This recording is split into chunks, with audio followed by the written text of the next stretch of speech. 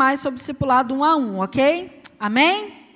Irmãos, o discipulado 1 a 1, ele é exatamente para o nosso crescimento. Você crê nisso? Amém? Porque o ser humano, ele já tem uma dificuldade muito grande com a disciplina. Amém? Quem concorda? Quem aqui tem dificuldade com disciplina, levanta a mão, confessa. A maioria de nós tem muita dificuldade com disciplina. E o discipulado, ele nos ajuda a realmente sermos disciplinados em muitas coisas da nossa vida. Por quê? Porque o discipulado, ele é para uma prestação de contas. Quem gosta de prestar contas aqui? Sinceridade. Quem gosta de prestar contas aqui Ninguém, gente. Eu sei que pelo menos é até alguns aqui, pelo menos o pastor da igreja. Levanta a mão, amor, levanta. Gosta? Ah, tá, obrigada. Então, nós temos essa dificuldade, muitas vezes, de prestarmos conta, de sermos disciplinados, de, às vezes, infelizmente, a gente acabar procrastinando muitas coisas nas nossas vidas. E o discipulado, ele vem exatamente para nos ajudar nesses pontos da nossa vida, nessas dificuldades da nossa vida. E agora você imagina isso para quem está entrando na vida cristã. A maioria das pessoas aqui já foram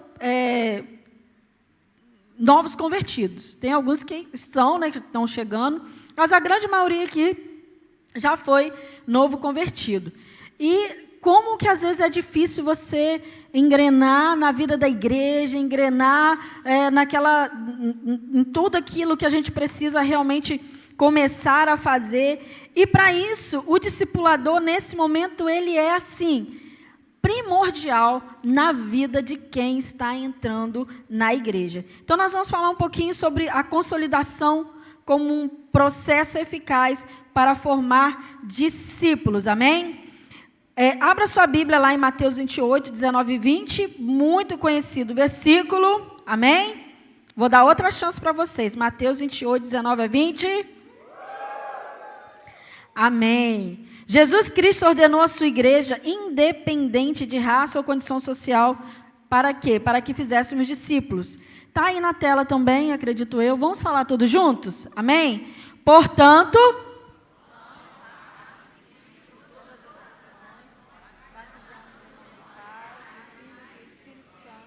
ensinando-os a obedecer a tudo.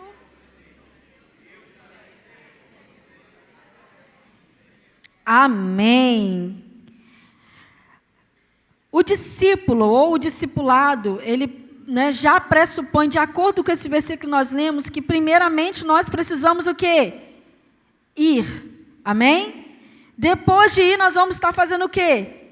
Discípulos. Formar homens, cuidar do recém-nascido espiritual, fazendo com que esse se firme na decisão que ele tomou ao lado de Jesus, e experimente uma mudança de vida. O discipulado nessa fase da vida do crente, ele é essencial. Então, fazer com que o novo convertido venha se envolver com a igreja do Senhor Jesus, que somos nós, amém? Quem é a igreja aqui? Amém?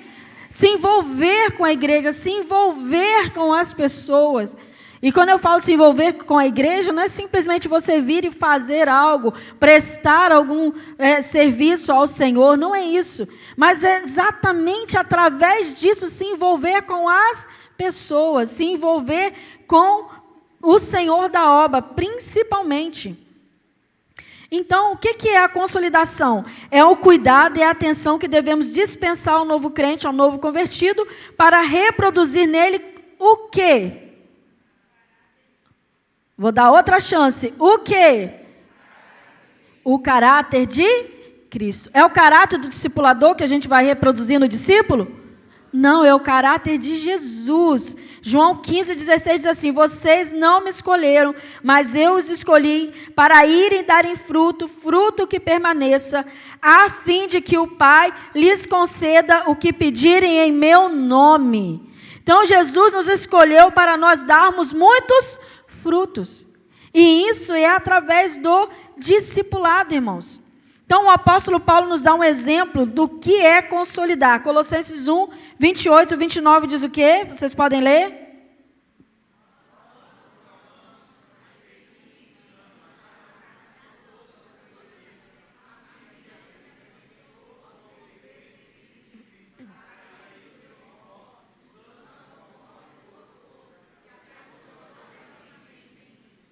Então, o que é consolidar? É exatamente apresentar todo homem perfeito em Cristo Jesus. Para isso que Paulo se esforçava, para ele apresentar todo discípulo dele perfeito em Jesus Cristo. E nós também precisamos nos esforçarmos para isso, porque esse precisa ser o nosso objetivo, apresentar ao Senhor o nosso discípulo, ele tratado, curado, trabalhado, transformado para a honra e glória do Senhor Jesus e a semelhança do caráter de Jesus. Então, quando Jesus chamou alguns de seus apóstolos, disse que eles seriam pescadores de homens.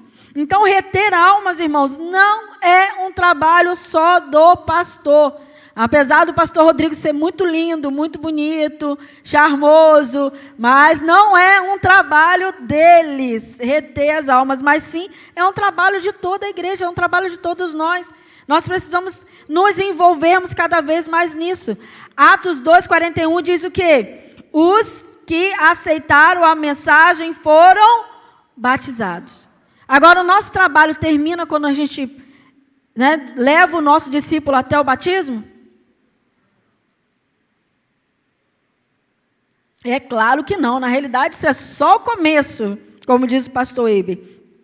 Então nós precisamos entender que o batismo é aí o começo de tudo, quando a pessoa realmente diz publicamente que ela resolveu realmente se dedicar ao Senhor, que aceitou a Jesus, que realmente é de Jesus.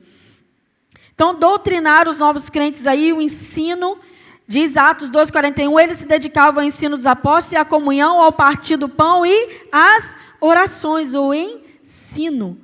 Então, depois do batismo, antes também, mas principalmente depois do batismo, a gente precisa intensificar na vida do nosso discípulo o ensino, ensinar o nosso discípulo as doutrinas, aquilo que a palavra de Deus nos ensina, porque é isso que vai fortalecer o discípulo. É isso que no momento em que ele estiver lá na crise, que vai ajudá-lo a olhar para Jesus, a se voltar para Jesus, é o quê? É a base dele na palavra de Deus, porque é a palavra de Deus que é a nossa base. Se a gente não tiver baseado nela, a gente vai cair, vai começar a escutar qualquer besteira que tiver por aí. E o que não falta nos dias de hoje é besteira. Gente aí adorando a natureza, achando que, aquela coisa do misticismo, e às vezes gente que já aceitou Jesus, que já ouviu a palavra de Deus, mas que não foi ainda trabalhado e acaba se deixando levar por qualquer coisa. Uma outra questão muito importante dos princípios da consolidação é a comunhão. Então, batismo, ensino, comunhão, o companheirismo. Atos 2:41 diz o que, irmãos? Vocês podem ler?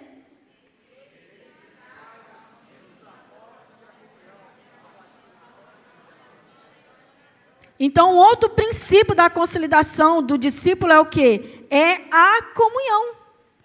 A comunhão dos santos, a comunhão da igreja. Por isso que a gente sempre enfatiza que célula que não tem um engorda, não tem aquele momento do lanchinho, é uma célula que não tem comunhão.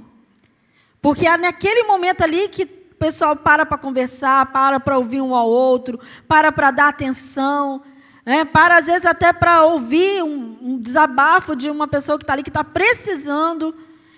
Então, é naquele momento ali que acontece a comunhão. A santidade também ao Senhor, um outro princípio da consolidação, Atos 2:41 também diz que eles se dedicavam ao ensino, os apóstolos, à comunhão, e também o quê? As orações, a santidade ao Senhor. Um outro princípio da questão da consolidação do discípulo, exatamente a gente também expressar o nosso amor ao discípulo, que isso aí é primordial, amém? É a gente entender que o amor é o princípio de todas as coisas, isso aí sem dúvida nenhuma. Então, preparando-os para consolidar. Todo aquele que deseja ter sucesso na consolidação deverá se preparar de forma o quê? Excelente. A preparação se fundamenta aonde? Em primeiro lugar aí, se preparando na santidade, agora do discipulador. Diz a palavra de Deus, Josué 3,5, santifiquem-se, pois amanhã o Senhor fará maravilhas entre vocês. Então, a santidade na vida do discipulador é primordial, ela é essencial. Por quê? Porque como que você vai ensinar alguém a viver em santidade se você não está vivendo em santidade? Então, é algo importantíssimo na vida do discipulador. Outra coisa também muito importante, a compaixão. João 13,35 diz o quê? Vocês podem ler?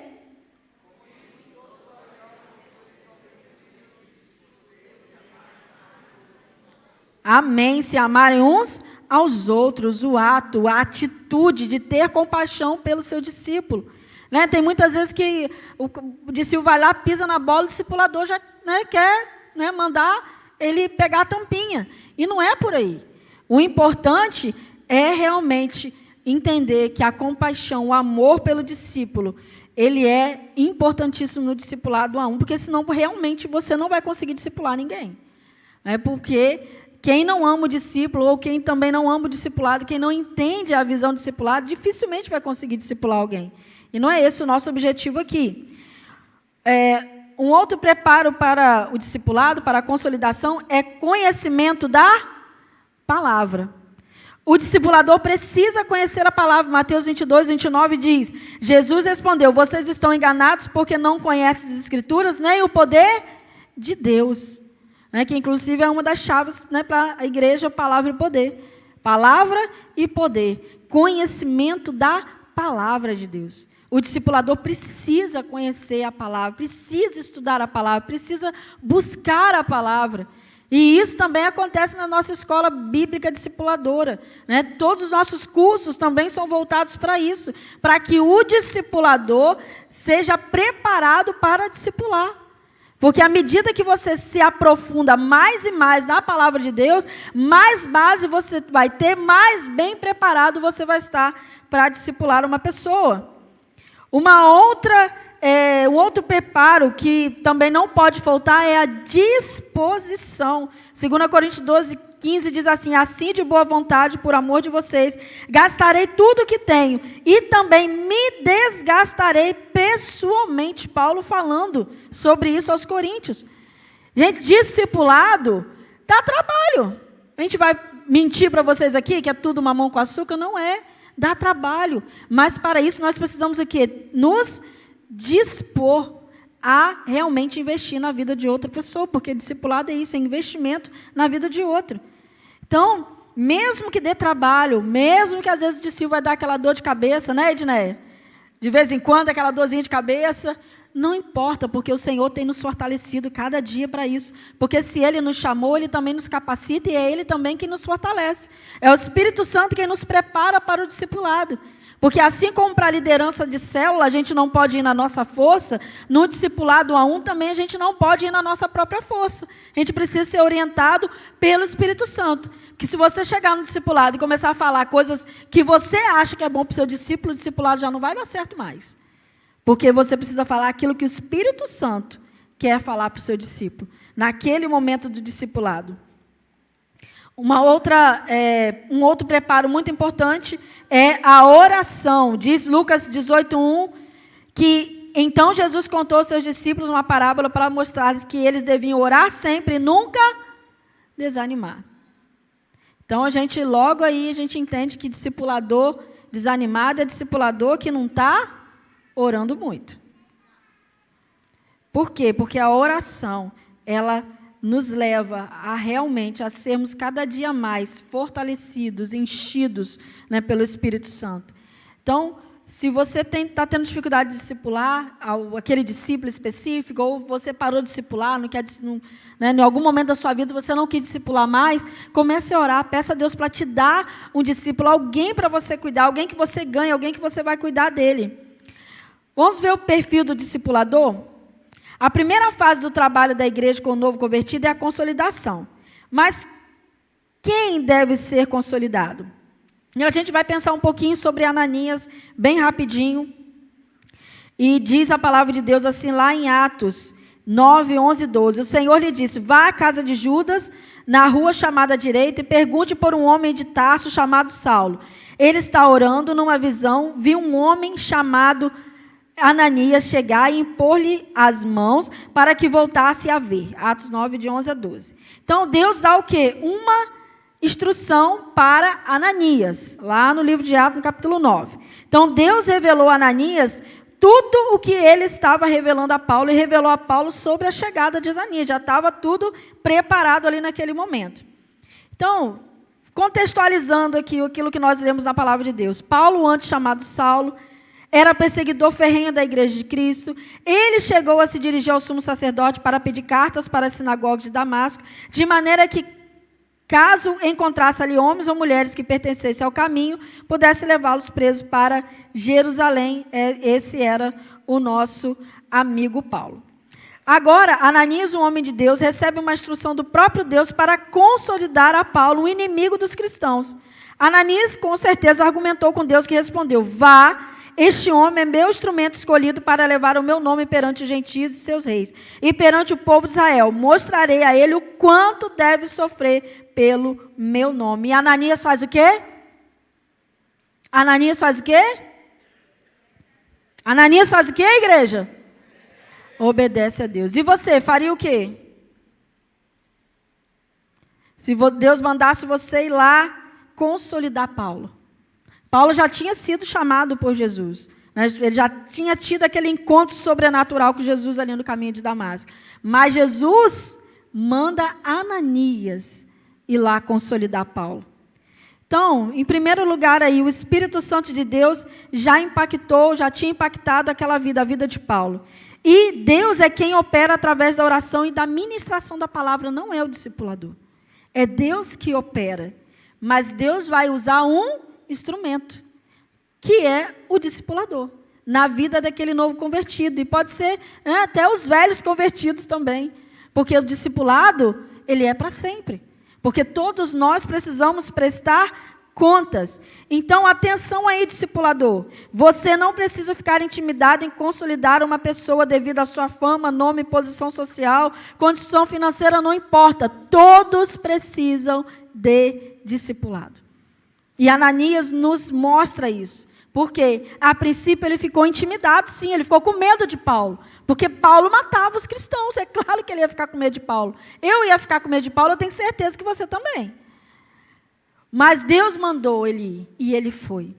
Agora, quantas vezes Deus tem nos mandado ir e a gente não vai? Discipula aquela pessoa, cuida daquela pessoa, e às vezes a gente não vai. Com medo, às vezes, com medo, achando que não é capaz de discipular alguém. Todos nós somos capazes. Se você tem o Espírito Santo, você é capaz de discipular alguém. Se você já é um convertido em Jesus, você é capaz de discipular alguém. Porque foi o Senhor quem nos capacitou para isso. Então, chamados para consolidar, o consolidador, o discipulador, não pode perder de vista aquilo que só enxerga pela fé. Assim, ele precisa o quê? Obedecer ao chamado, valorizar o chamado de Deus e ter uma visão de um propósito maior. Você não tem ideia de quem seu discípulo pode ser lá na frente. Você não tem noção de quem seu discípulo pode ser lá na frente. Por isso que você precisa continuar investindo em nome de Jesus, na vida dele, na vida dela. Porque essa pessoa, em nome de Jesus, vai ser grande nas mãos de Deus, assim como Paulo foi. Características do discipulador: um homem chamado Ananias, piedoso segundo a lei, e muito respeitado por todos os judeus que ali viviam, veio ver-me e pondo-se junto a mim, disse, irmão Saulo. Paulo falando sobre Ananias. Atos 22, ele falando sobre o seu testemunho.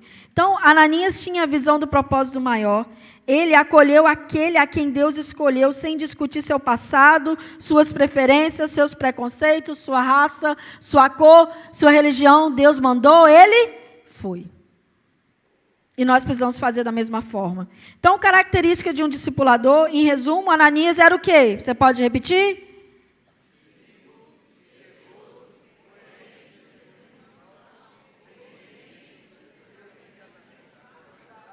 E ousado na fé. E a atitude discipulador, mais uma vez Ananias nos ensina, né? Mais uma vez ele nos ensinou o quê? Ele orou por Paulo com diligência, ele colocou-se junto a ele, a aceitação, ele identificou-se com ele chamou o irmão Paulo, ele orou por ele ministrou a palavra de Deus a ele alimentando Paulo, ele compartilhou a visão ministerial do propósito e Ananias o batizou. Consolidou Paulo naquele momento ali. Os resultados do discipulado, daquele momento, da consolidação ali, quais foram os discipulados, quais, aliás, foram os resultados na vida de Paulo?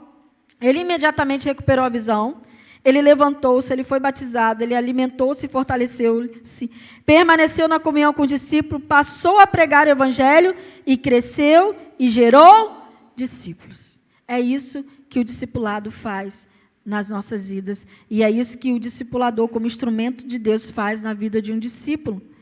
E nós precisamos entender esse poder, essa ferramenta que é o discipulado 1 a 1, que é você cuidar de alguém, que é você ensinar a palavra de Deus a alguém, que é você conduzir alguém no caminho do Senhor, que é você consolidar alguém.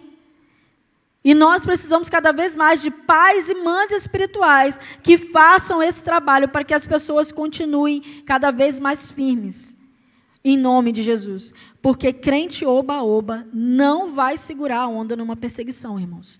Não vai. Crente oba-oba vai parar no meio do caminho.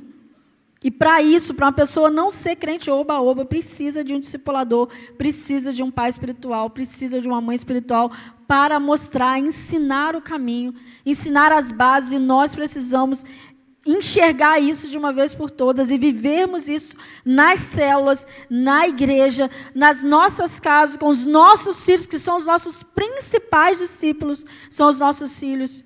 E eles ali são os que realmente serão mais afetados por nós no nosso dia a dia. Então, que a gente realmente possa viver isso cada vez mais. Eu vou convidar o Ministério Louvor, vai cantar uma música que a gente cantava há muito tempo. Acho que a gente nem estava vivendo esse momento de célula ainda, quando a gente começou a cantar essa música. Eu gostaria de convidar você a ficar de pé. Nós vamos encerrar esse momento do Tadel cantando isso como algo realmente que você queira fazer no nome de Jesus, amém? Que é fazer discípulo, que é realmente ganhar vidas, que é lançar a rede ao mar, pescar muitas vidas, realmente ser pescador de homens. Nós precisamos viver isso cada vez mais nas nossas vidas. Se você não conhece, você vai conhecer, e se você já conhece, você vai cantar e vai relembrar com a gente hoje aqui. E com essa música a gente encerra o nosso Tadel. Lançar a minha rede ao mar, muitas almas também vou ganhar, tantas que eu não poderei contar, almas como as areias do mar. Com as palmas!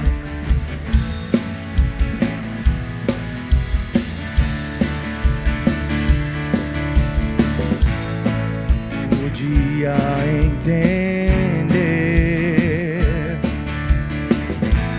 você ia me querer. Eu sou a rede ao mar e querendo me pegar, diga, pegou meu coração.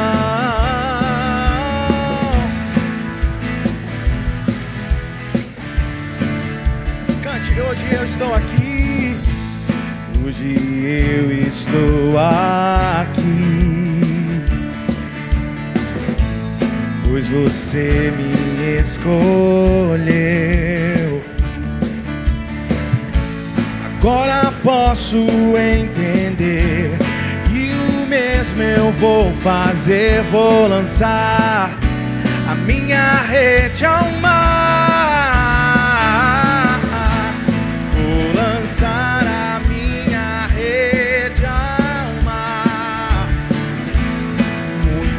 Almas também vou ganhar, tantas que eu não poderei contar.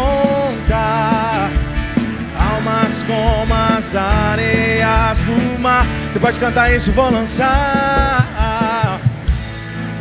lançar a minha rede.